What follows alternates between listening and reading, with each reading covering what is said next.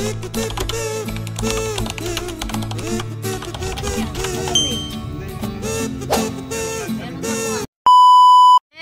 kami, punta kami Malbar, Isabela.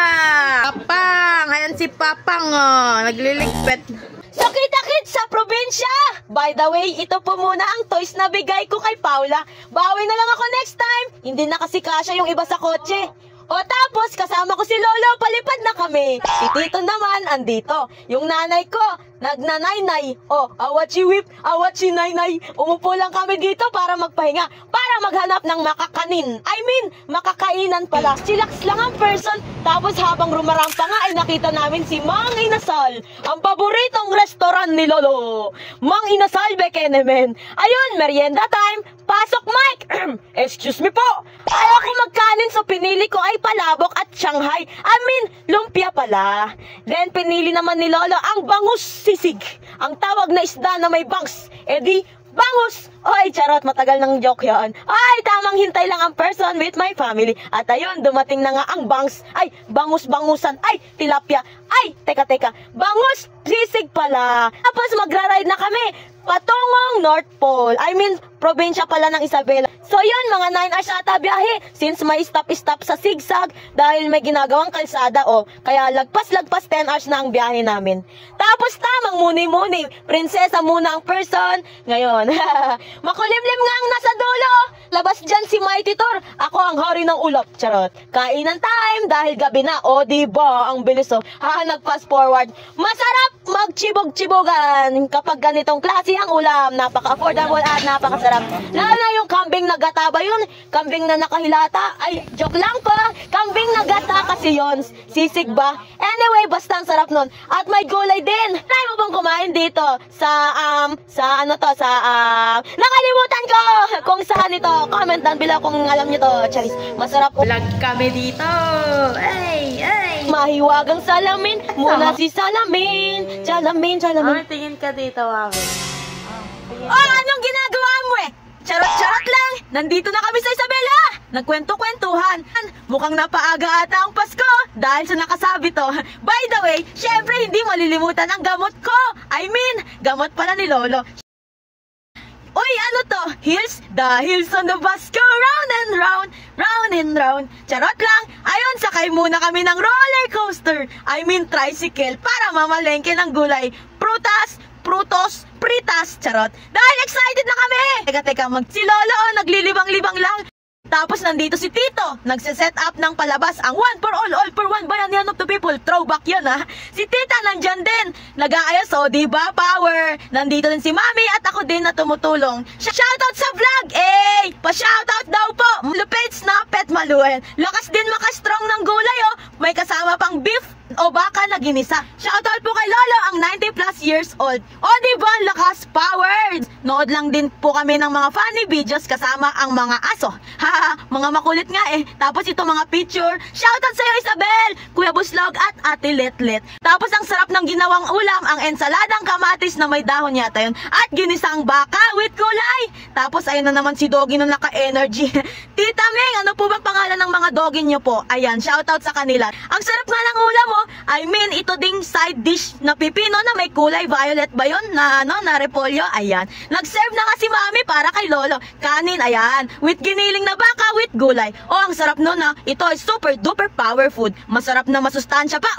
By the way, inaayos din ni Papang yung mga piso-piso sa alkansya. Iwan niya dito sa Isabela. Mga antik na po ito. Coins na nung unang panahon. Tapos dumating na mga bisita na matagal nang hindi na rin nagkita. Power hug. Shoutout po Ate Karen and Piolo and family. Andyan din si ate at pinsan. Shout out. Nasaya ni Lolo and family with baby ni Ate Karen. Monkey ko. Pau, bless kay Tito. God bless. Tapos bless with ate. Si ate nagwawaki. Then nagulat din sa akin. Charot, saya namin dito. Top time na po makita at makausap ni Lolo si Piolo si Pangking Kong. Ang tawag din nila kay Baby Piolo. Tapos ito ang cute na baby ni Ate Karen. Pero tapos pala ay pupunta kami sa sementeryo para para bisitahin namin si Lola. Para din makita ni Lolo ang puntod, then malagyan na ng flower, kandila at iba pa. Tapos nandito na kami, ayun, belated happy birthday to Lola from our family. Andito si Papang at iba pa. For sure, masasaya si Lola sa langit kapag nakikitang masaya din ang aming family. God bless Lola, we love you and we miss you. Tapos andito din si Paula, tuwang-tuwa nga sa rabbit niyang laruan. Andyan din si Piolo, naka-Naruto din. Ang ganda ng boss. Ito pala ang puntod ni Lola, nililinisan para good man. May picture pa nga oh. Wow! Ang galing-galing ni Pau Pau. Kay Paulo. Ito naman kay Ate Karen. Tapos ano? Kay Lori. Lori. Yan. Wow!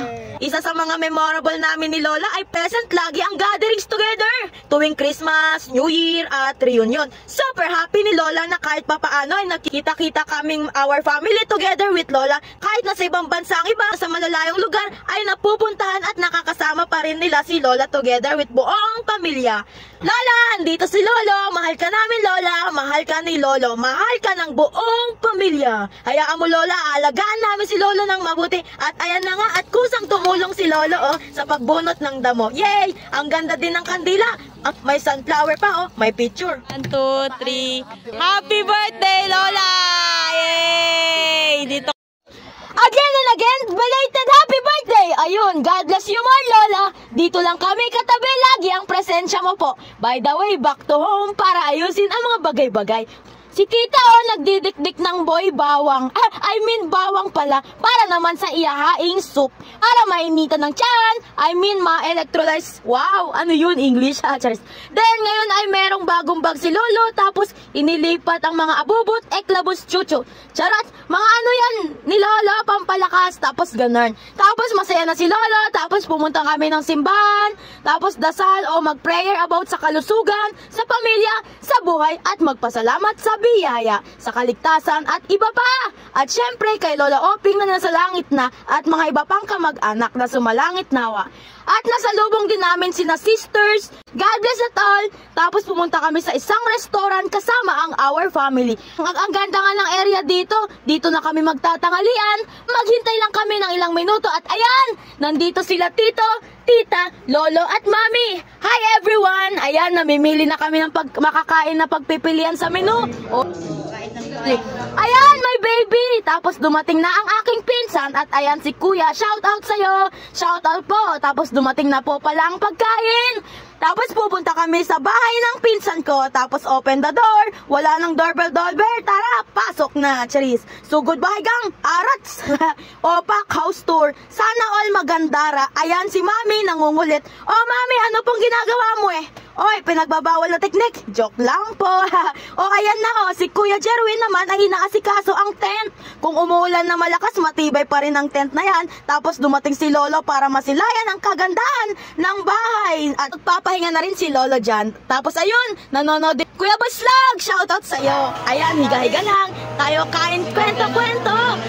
Pwede naman yung mga pagkain na yan. Basta, minsan-minsan lang. Mga once in a year lang. Ha, charot. Ha, ang tagal ha. Tapos si Pau Pau ay tuwang-tuwa sa laruan ko na binigay ko sa kanya. Uy, ha, enjoy lang, happy. Uy, rabbit, kumakain ng dog food ba yun, ha? O cat food, charot.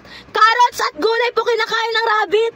Ang lawak nga ng area, konting kwentuhan, ayan ulit si Pau Pau, nanonood ng Bini, na islang pantropiko, charot lang. Tapos lumabas pala ako ng bahay, ikot-ikot lang yung aso, ha? Parang Olympics, ha? Nakakawala nga ng stress yung aso, nakakapag good vibes, pati si tita ay nakaka-good vibes din, mag-workout yet for the healthy and better life. Masubukan nga yan, ha? Tapos si Lolo tuwang-tuwa kay Baby Piolo. Tawa po daw ni Kuya Herson, charis. Ayan si Baby, nakita ang mukha ko, tas natakot ata, ha, charis. May chicken joy pa dito! Nam. Ready to eat? Sauce to go! Masarap kahit walang manok, charat. Chokes to go! Masarap kahit walang sauce. Tapos nag-pray para sa pagpapasalamat.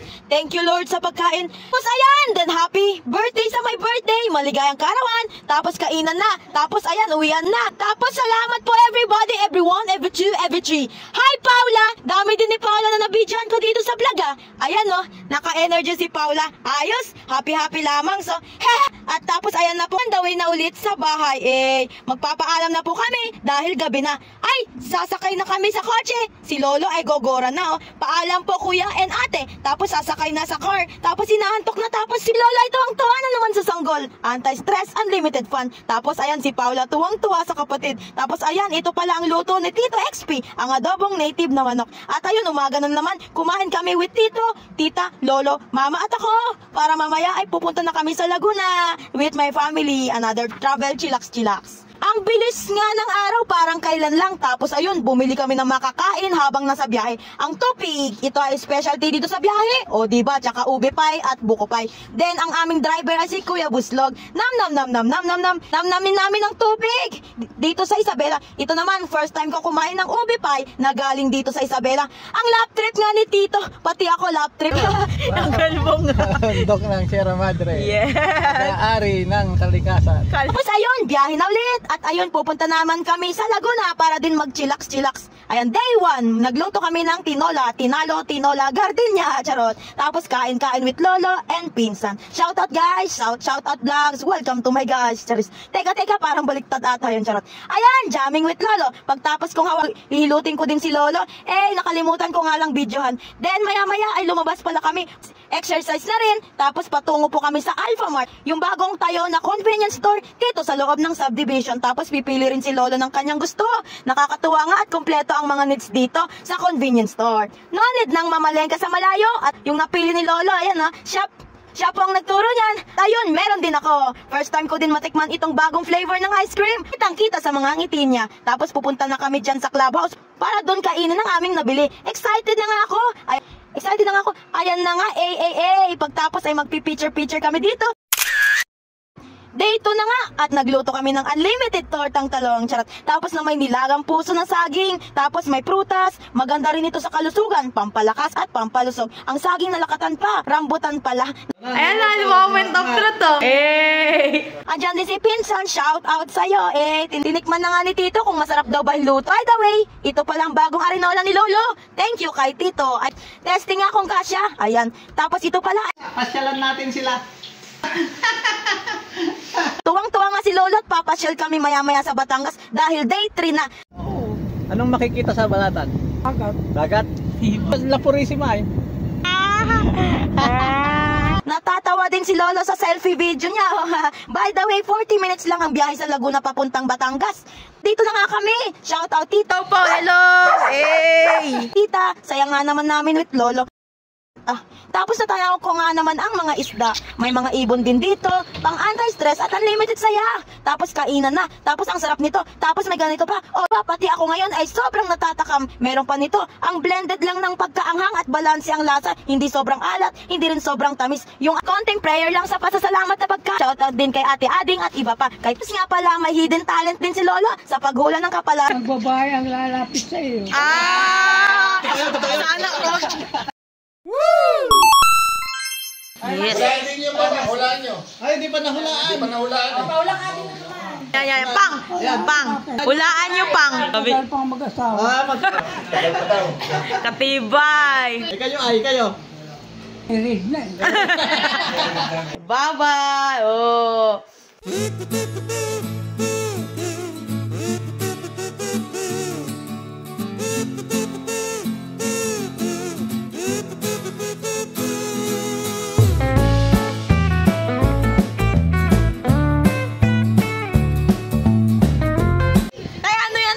Di ba ano? Kanina tay? Paano hati tayo para magaling tayo?